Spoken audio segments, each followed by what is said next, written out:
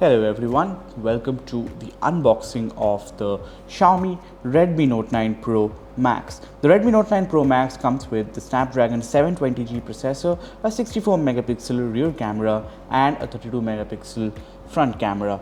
The one variant that we're going to unbox for you comes with 6 GB of RAM and 128 GB of storage. So let's quickly see what you get inside the box.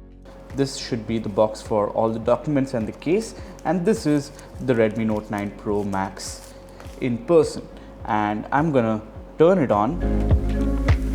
The variant that we received from Xiaomi is the Interstellar Black color, and as you can see it does look pretty good. Now I have let's take a look at what else you get in the box.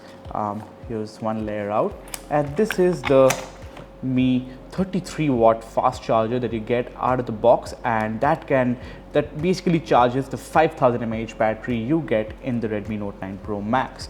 And this is the fast charging cable that you get. As you can see, it can be distinguished by the orange markings at the tips of the cable.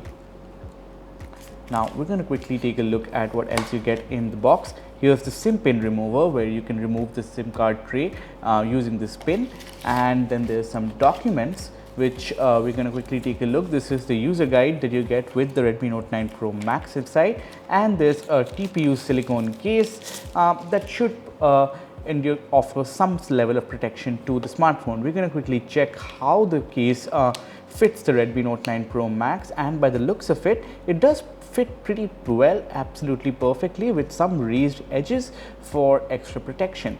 Now the Redmi Note 9 Pro Max comes with a large 6.67-inch display, a Snapdragon 720G SoC, and a 64 megapixel quad camera setup, including a side-mounted fingerprint sensor.